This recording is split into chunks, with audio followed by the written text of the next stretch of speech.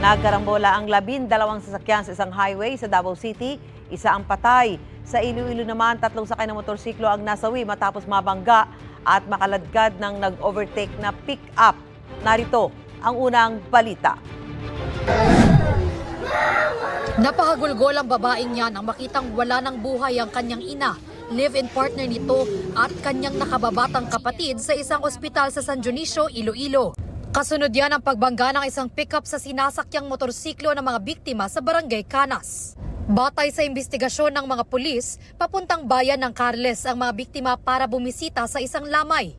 Nag-overtake daw sa kanila ang kasunod nitong pickup at nahagip nito ang motorsiklo. Nakaladkad daw ng pickup sa layong 100 metro ang mga biktima na wala raw suot na mga helmet. Dead on the spot ang dalawa, habang dead on arrival naman ang anak na babae.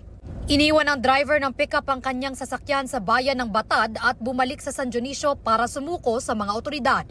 Paliwanag ng driver, hindi niya napansin ang sinusundang motorsiklo dahil madilim ang lugar. Posibleng maharap siya sa reklamong reckless imprudence resulting in multiple homicide at reckless imprudence resulting in physical injury.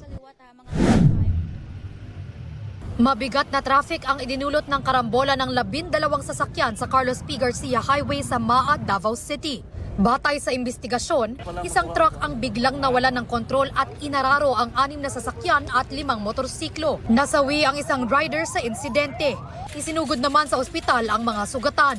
Hawak na ng pulisya ang driver ng truck na posibleng maharap sa reklamong reckless imprudence resulting in homicide, multiple physical injury at damage to property.